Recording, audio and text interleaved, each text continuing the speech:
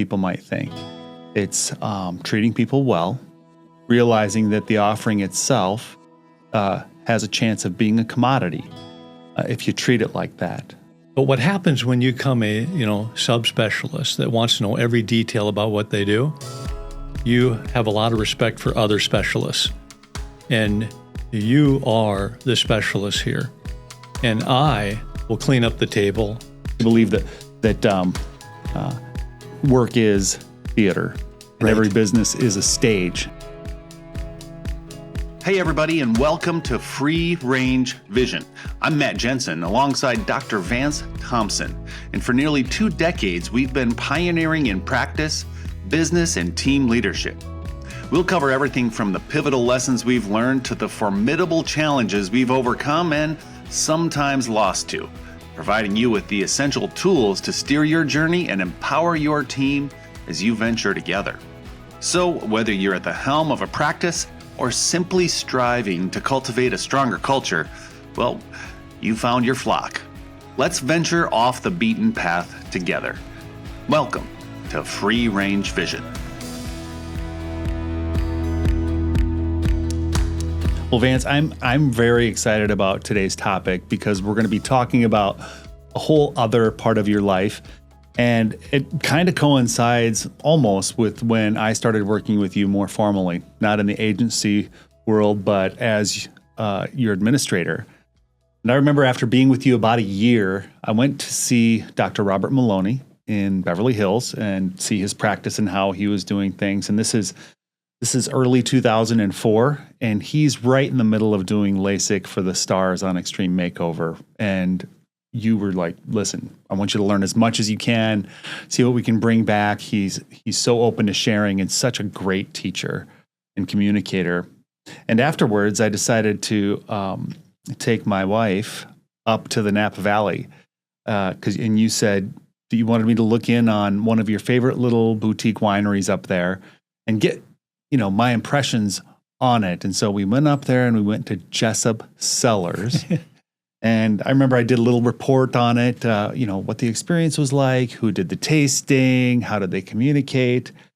And you were so relieved because you said, well, because I'm so relieved to read this because some friends and I, now we have kind of a shot at owning this. And so we're going to talk about how one area of your life is about bringing clarity, and then this other side of life is almost like bringing blur, because, you said a long time ago that, and you learned it from other winemakers, it takes a lot of beer to make a good wine. Yeah. And so tell us a little bit about the Jessup Cellars story in Yountville, just north of Napa Valley, California. Well, thank you, Matt. And you really bring up some amazing memories because that's a while ago. That's the early part of this century, And so in medical school, I was, and I'm still close with Dan and Becky Blue. Mm-hmm. And they were having a family reunion in South Dakota. And the wife of a winemaker from the Napa Valley came to this large family reunion. And they got to know her, and she invited them out to the Napa Valley. And her husband were the founders of Jessup Cellars. And our friends, Dan and Becky, invited me and my wife out to the Napa Valley. And for the first 5 years, we just got to know them. We ended up having the opportunity to take over this wine business. And we, to tell you the truth, never intended to be in the wine business. We call ourselves the accidental vintners.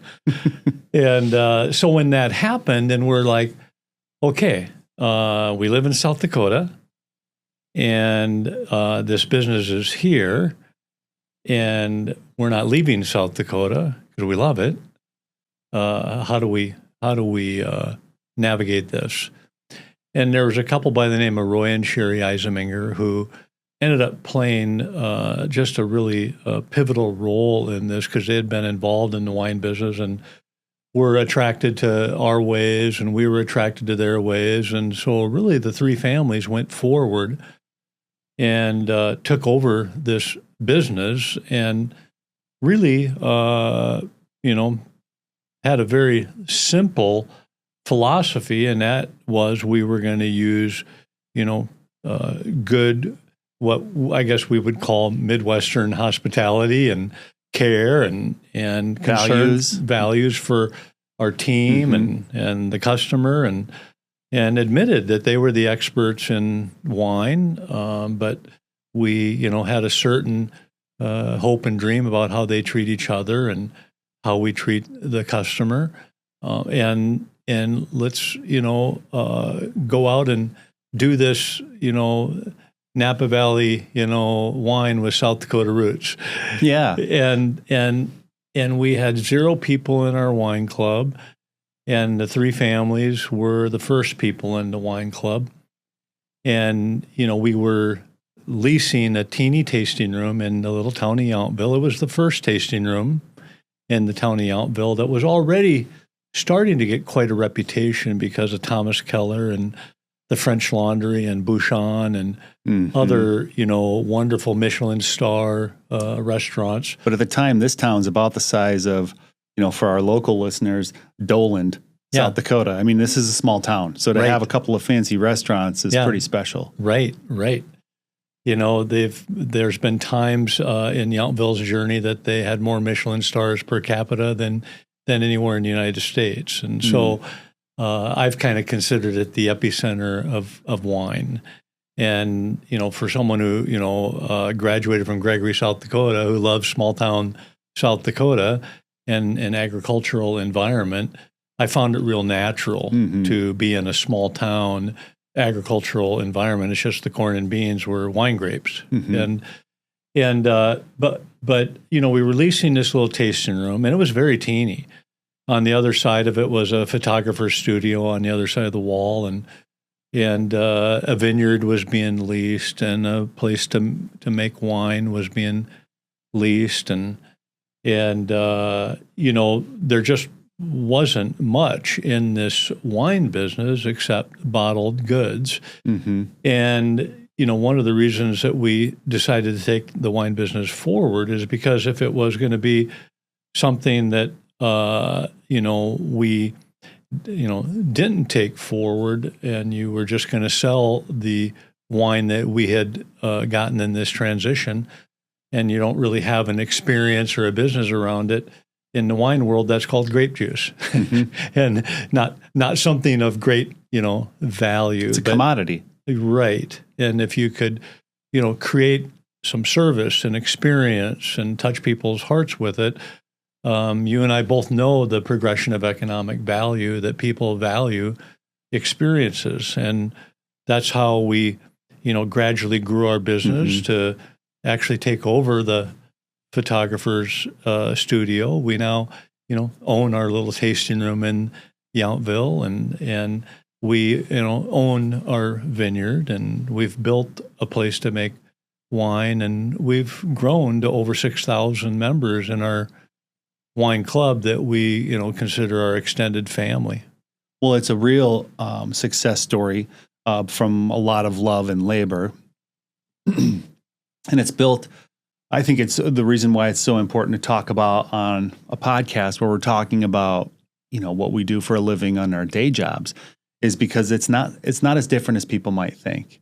It's treating people well, realizing that the offering itself has a chance of being a commodity if you treat it like that. But if you can surround it with caring people and a calling to do good work and serve others, including your colleagues and guests, that the type of experience that emerges is worth telling others about and magnetic, and you can build a business around that. Turns out it's really good business, but it's also, with a capital R, the right thing to do.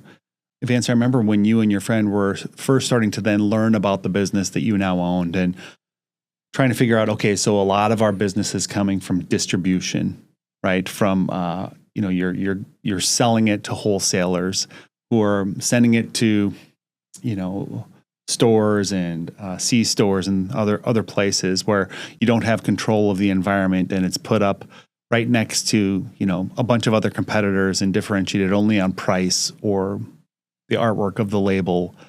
And you wanted to draw all of that back into where you could control the experience. Talk about how hard that decision was, because it was a known business model that you almost completely rolled back. So it wasn't a super hard decision because we couldn't afford to continue to this wholesale journey that had led to some of the financial difficulties of the winery before we acquired it.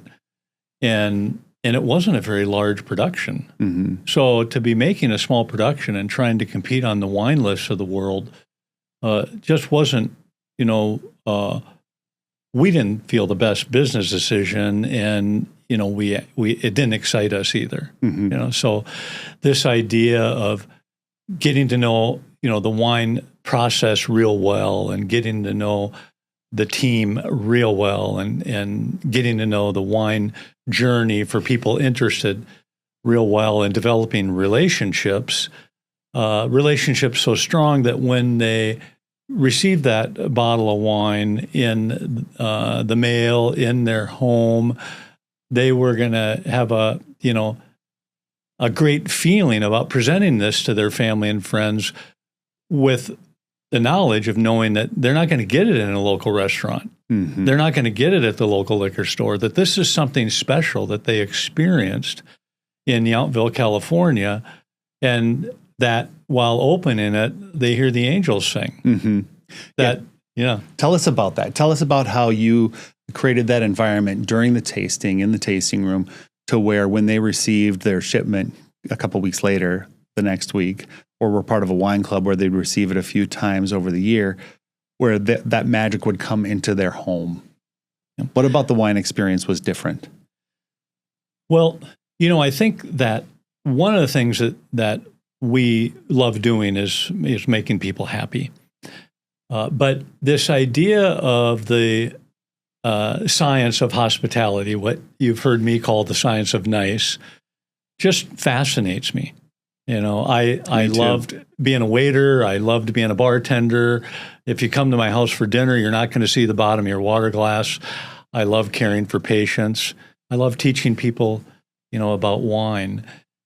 But it was the knowledge and finding out that you could actually study that, just like, whether it was my chemistry degree or being in medical school and having the books, that when, you and I learned together from people like Jim Gilmore and Joe Pine and John DeJulius, and, we could go on down the line.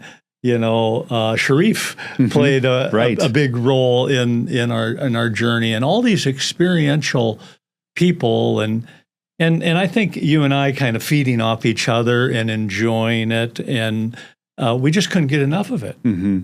When we realized that we could actually study and choreograph in very authentic, caring ways how to make people the happiest they could be.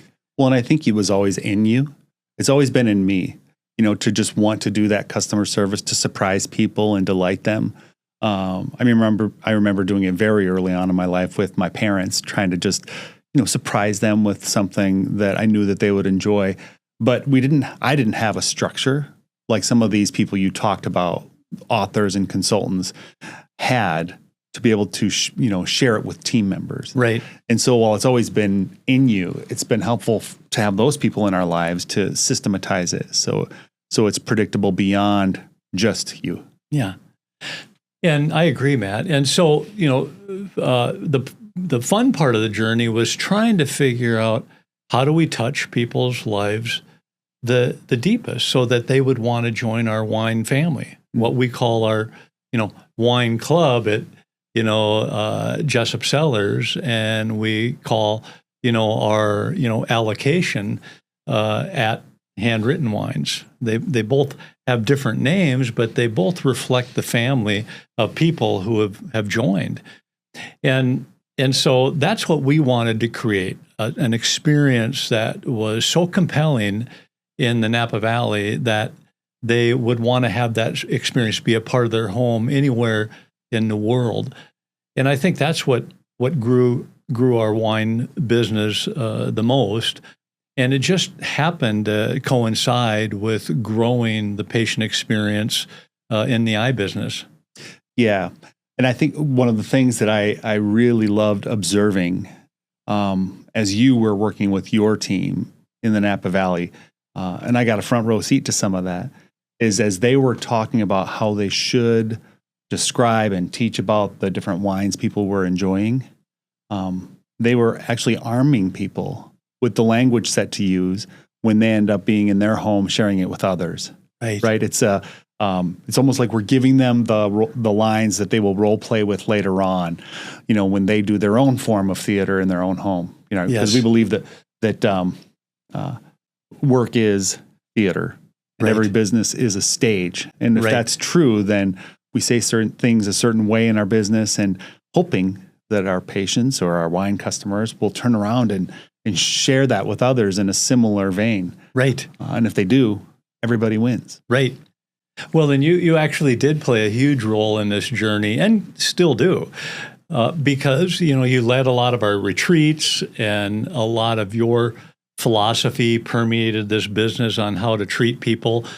And it kind of blows me away how much I love being a doctor and caring for people that way, but how I saw all these similarities in the wine business. Mm-hmm. I just wouldn't have thought that early on. And I'll tell you, my parents taught us about wine from, before I was even, a teenager. They were teaching us how to respect it and how to analyze it and smell it. They were both gourmet cooks in the kitchen. And so, it just wasn't a surprise to me the first time I read the philosopher Petrus, who called, he said, wine is life.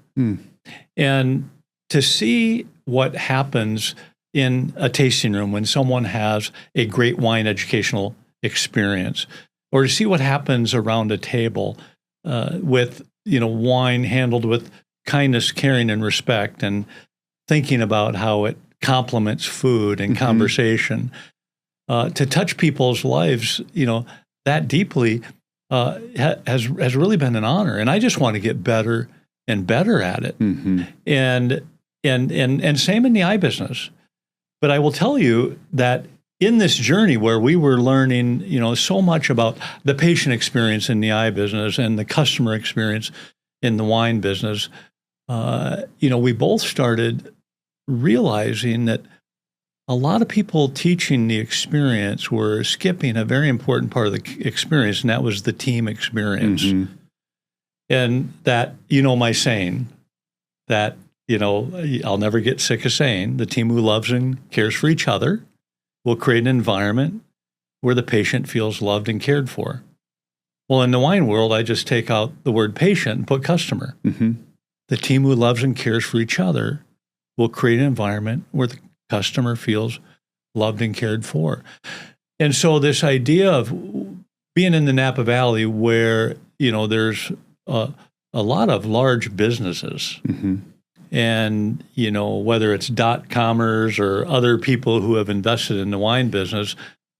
I remember, one time I was invited over to dinner at a very successful 49ers leader's house, and there was, Hall of Famers there, and there were very successful business people there, and I'm trying to protect the names, but I was like, after a while, I finally, after all the conversation around the biggest table I'd ever sat around, said, "Can I ask a question?" And the, our host said, well, yes. I go, why am I here? and he looks at his buddies and goes, guys, can I tell him? And he goes, because we want to know why your tasting room is so busy and ours isn't. and I said, because for all of you, this is kind of a sidelight. This is something that is a neat hobby for you, and but for me, this has to work. Well, and we all, laughed, but I wasn't joking. and so, this idea of just wanting to be the best I can be or the best we can be, and figuring out the avenue to, that success was through the people that are around you, your team. And they'll go out and create that customer or patient experience. That's where those two businesses have really complemented each other. Well, I think that I've heard you say before, and I think it applies here. Well, as adults, we're just big little kids. Yep. Who want to be cared for. Yep. And you've just found another platform to do it in. And so the same rules apply. And if you're just in it for the business and sitting around a large table with other .comers or other executives, we can forget who the customer is. Right. One of the things that I say in our business is that the further you get away from the customer or the patient, the more you should be suspicious of your ideas on what will make that experience the best. Right. And so getting right down to the front lines, I think, is really important. And your team is right there at the counter, pouring wine, talking about it, hearing the voice of the customer. I also think that they, I like having them understand that they're specialists. Mm-hmm. And so when I go into that tasting room and they're, like, Dr. Thompson, I'm like, please call me Vance. And then, over the years, I become Vance, and I love that. I want to be Vance. And they'll say, why don't you do a tasting? Because I've studied wine a lot and this and that. And I say, I spend, 95% of my time doing eye surgery. That's my specialty. That's where I want to be the buck stops here person. And it fascinates me. But what happens when you become a, subspecialist that wants to know every detail about what they do? You have a lot of respect for other specialists. And you are the specialist here. And I will clean up the table. I'll set it for the next person. I'll support you in however way I can. And give you the microphone. Right. But I want you to understand you're the specialist. And I said, frankly, someday I hope to have the confidence to do what you do. Mm-hmm. But I want you to understand right now, I'm here to support you as a specialist. Yeah. Yeah, I love that. And I love the parallel between that and our daily work, right? Because we're all trying to be specialists in something. And by doing so, we also need to recognize that means we're probably not a specialist in everything. Right. Can't be. You can't be. And so having the confidence to just give that up, just allow yourself to be wrong or be vulnerable or just be able to be taught, which a lot of adults can't be taught anymore. Right. They feel like they have to already have the answer. One of the things that I know you enjoy about your time when you're there is, if you're there for an extended period of time, you meet with a certain group of farmers, at the local gas station. And much like you would in a small town around here in the Midwest, there's usually a couple of booths and they're just standing around having coffee before they all head out into the field, and they're yucking it up about politics or the weather or what have you. But you've got your own version of that, and they're farmers as well. But they happen to run, big vineyards with big name wines, and yet they still have that kind of small town Americana feel. Talk to me about that group and how it makes you feel as a South Dakota kid. Well, as you know, I work hard here in South Dakota at being an eye surgeon, and I, don't, when you're a surgeon, you oftentimes are starting early in the morning. So even though I enjoy my quiet time and my coffee time in the morning, I don't get to go to, one of the local establishments and enjoy time with others. And when I'm out there, and we go every month, and I have a chance to have a coffee crew, and it makes me feel a little bad that I didn't foster that in my life here, because there's a lot of rich conversations that happen. It's made me a teeny bit better about talking about current events because I learn from people and get various opinions and in South Dakota, we always laugh about the farmers and how they talk about too much or too little. Nothing's ever just right. But I'm fascinated with the culture because that's the foundation, of where we live and in a lot of ways the world, because I thank my farmer patients for feeding us. But I know, since I grew up in an agricultural place, I know a lot how farmers think, and I'm highly attracted to it. I worked on farms and ranches, and I was on a combine crew, and so I like that stuff. And so to have the Napa Valley version of that has been really interesting, and I try everything in my power to not let anything take that hour, and I really enjoy it. And they've become, some of my dearest friends too.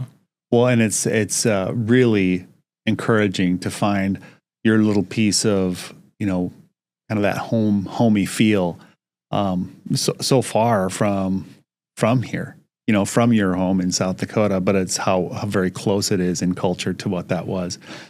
I know you gave yourself a hard time and talked about your team being specialists, but the rumor has it that you're able to walk into a blind tasting and every once in a while nail it, what they were having. And I'm reminded of a story, Vance, where there was a doctor friend of yours in town, and he was having a little dinner party and was proud of the fact that he got these new specialized glasses that were darkened so you couldn't see what kind of wine was in there.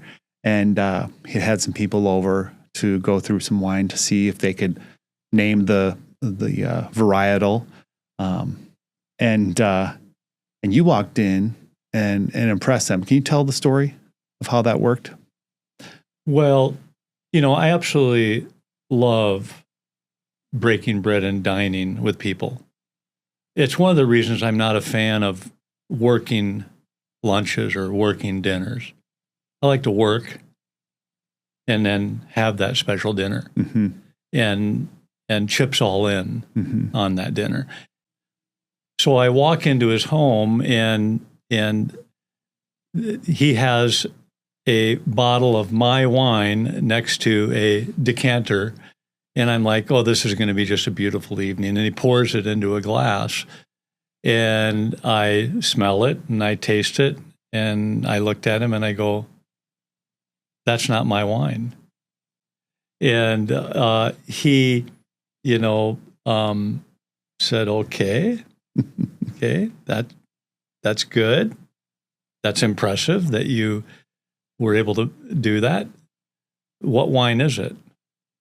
And the only, good thing about this, I got a little lucky, because I had been to this vineyard before and I was able to, guess which wine it was, and I got it right. And so that it meant a lot to me because he was very wine knowledgeable. But can I tell you one wine story that happened just recently? Yes. So you had a lot of wine tasting stories. I do have a lot of wine tasting stories, but one of them that I'll never forget is we had the honor of pheasant hunting in South Dakota with Maximilian Riedel. And he, his family is, 10 centuries of glass making and have become the wine glasses of the world. So to someone in the wine business who loves, the Napa Valley but also loves his home state of South Dakota and loves pheasant hunt, when the distributor who was hosting him asked if I would, and my partner Dan, if we would want to go on this hunt, sure. So we went on this hunt and we had a blast, and now it's time for the big dinner, long table. And,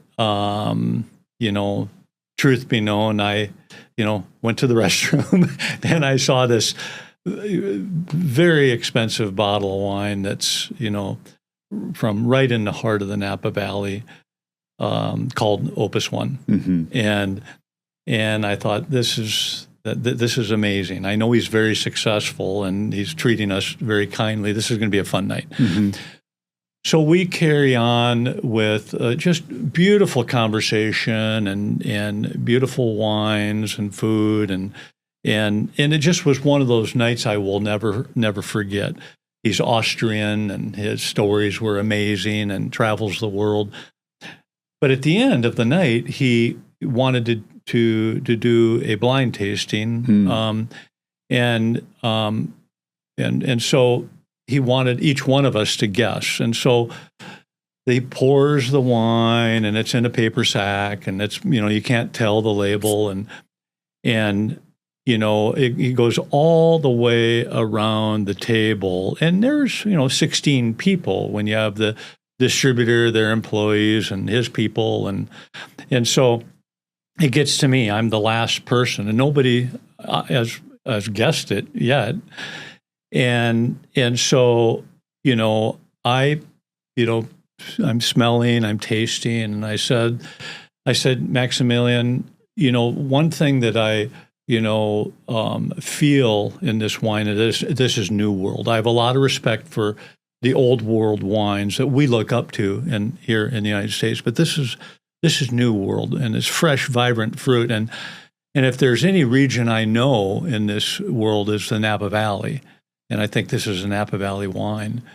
But I also am a big fan of the appellation that I think this comes from, and I think this is Oakville. And I actually think it's a Meritage. I think it's a red blend. And the quality, I can tell it was made with 100% new oak, and it's just a beautiful wine. I think what I'm tasting is an Opus One, and his mouth, wide open, jaw hits the table. Everybody's cheering, and we carry on. We finish the night. So, I'm in clinic the following Wednesday, and my partner Dan calls my cell phone, and he says, "Okay, I just got to know, how did you guess that so well?" And I said, "Well, when I went to the restroom, I saw him decanting it, and he goes, "Oh, and I said, "Well, nobody asked." There's no fact checkers, right? I wasn't going to guess wrong. Yeah. So Maximilian thought I was a wine savant, and for a while he would text me questions and this and that. So good. You've got a recent a story too about how you've learned each of the wine varietals and been able to kind of tell what they are too, because you've come a long way. Yeah. Share that story. Well, so we were at the ACOS meeting in Deer Valley. In Deer Valley, yeah. And, this Lauren Levine of Science-Based Health was having a blind wine tasting and really wanted me to come. And I was really crunched for time, but she was so kind about it. So, okay, we should do this. So my wife and I went to this wine tasting, and it's one of the tough things about being someone who's a busy eye surgeon who loves what he does, and people think you're an expert at wine. Being an expert at wine takes a lot of work, and I'm an expert at eyes, and people. But at the same time, I have learned, and so this. There were 6 bottles. There was a Zinfandel from Paso Robles. There was a Pinot Noir from the Willamette Valley, and there was a Zinfandel. Did I say Zinfandel already? You did. From Paso Robles. A red blend from Paso Robles. Okay. And there was a Napa Valley Cabernet, and then there was an Italian Amarone, and then another Napa Valley Cabernet. And so you got the 6 bottles of wine that all have a kimono over them. Okay. So just really a cute way to do the blind tasting. She'd set it up so neat. And then there's these 6 wines. And the 2 Napa Valley cabs, you were supposed to be able to tell which is which, which is the Joseph Phelps Cabernet and which is the Dunn Cabernet, Dunn. And I was like nervous because again, I am a people pleaser, and you go through medical school, you're also competitive, and I don't want to look like a dunce, and so I'm smelling, tasting, and I mark every one of them, and I got as she read them off, I got every one of them right, including which one was the Phelps and which one was the Dunn. Wow. And so, I don't have nearly as much confidence about my wine knowledge as my eye knowledge, but that meant a lot to me. Yeah, it was a confidence booster, right? And while with both, what you're really a specialist in is people, but when you're tested on something like that, and it's tricky. To be able to nail it, I'm sure was tricky. quite a boost. Well, I want to just close this topic, Vance, with you just answering this one question. In the wine world, in the Napa Valley, in Yountville, they open up shop every single day amidst thousands of other tasting room opportunities, thousands of other wines, and yet yours has been voted the best tasting room experience, the best wine club, and on, with not just Jessup Cellars, but also Handwritten and others that are part of your family of brands. How do you relate that back to our world when we're trying to differentiate our offering in the eye business? Right. Well, in the wine world, there's, especially the Napa Valley, I mean, it's one of the best places in the world to grow wine grapes. You've got this Mediterranean climate that only covers 1.5% of the Earth's surface. So you get these, cool nights and these warm days. And the warm days develop the sugars, and the cool nights develop the acidity.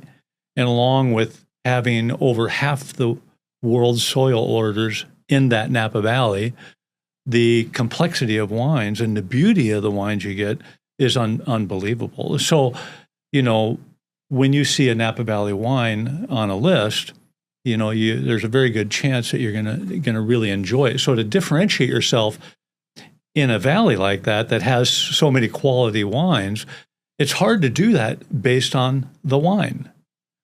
And that's where the people part comes in. And so this idea of the same retreats we've done here with the I team, we do the retreats with the wine team. And you've taught a lot of both teams. And it's something that I'm really passionate about. Over 20 years of doing this, and I've never missed one of those retreats, and I've taught a lot of those retreats. I absolutely love it. And this idea of starting out with how to treat each other, to create that environment that they feel loved and cared for, and how do we greet people with that smile and eye contact, that and not make them wait, and because people are a little nervous. You can't ever take for granted just because this is a routine to you. It's not a routine to that person that's coming in for their once a year or sometimes once in a lifetime, wine tasting experience. And so to choreograph that and role play every step of the way, and to work on, how do we value people in a way like the couple who came for their 25th anniversary, and the next year they brought their whole family because they had never been touched so deeply. They wanted their brothers and sisters and children and nieces and nephews to experience this. So I could tell you story after story of how this has touched people's lives. But to me, when you see an award like the friendliest, most knowledgeable tasting room in the Napa Valley, and you not only win it, 1 year, but multiple years, and you can tell your team just how proud you are of them, that they really understand. People want to know how much you care before how much you know. That people if you're going to differentiate your business, including this wine business, it's not about the wine, it's how you made them feel. And you've mastered that, team. And we can't ever take our foot off that hospitality gas pedal. But that's been some of the proudest moments of my wine journey. Yeah, and seeing them come alive, not only because they like being a specialist in the product, but they like the way being hospitable feels also. Right. So it's self-perpetuating. Right. They like themselves most when they're serving in that way. Right. So it's one more way that your philosophy, Vance, is benevolent for and good for business, but also good for the soul.